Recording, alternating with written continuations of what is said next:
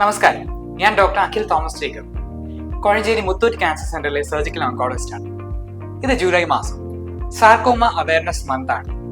എന്താണ് സാർക്കോമ? ശരീരത്തിലെ പേശികൾ, രക്തക്കുഴൽ, മജ്ജ, മാംസം, കൊഴുപ്പ്, ഞരമ്പുകൾ ഇവയിൽ നിന്ന് വരാൻ സാധ്യതയുള്ള ഒരു കൂട്ടം അർബുദങ്ങളെ ഒരുമിച്ച് വിളിക്കുന്ന പേരാണ് സാർക്കോമ.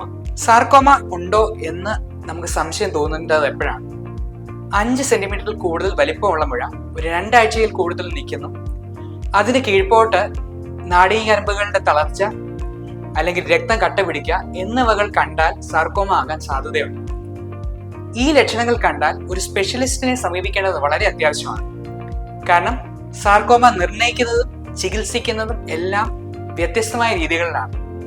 അപ്പോൾ ക്യാൻസർ സർജറിയിൽ അല്ലെങ്കിൽ ക്യാൻസർ തെറാപ്പിയിൽ ട്രെയിൻഡ് ആയിട്ടുള്ള ഒരു വ്യക്തിയെ തന്നെ സമീപിക്കുക.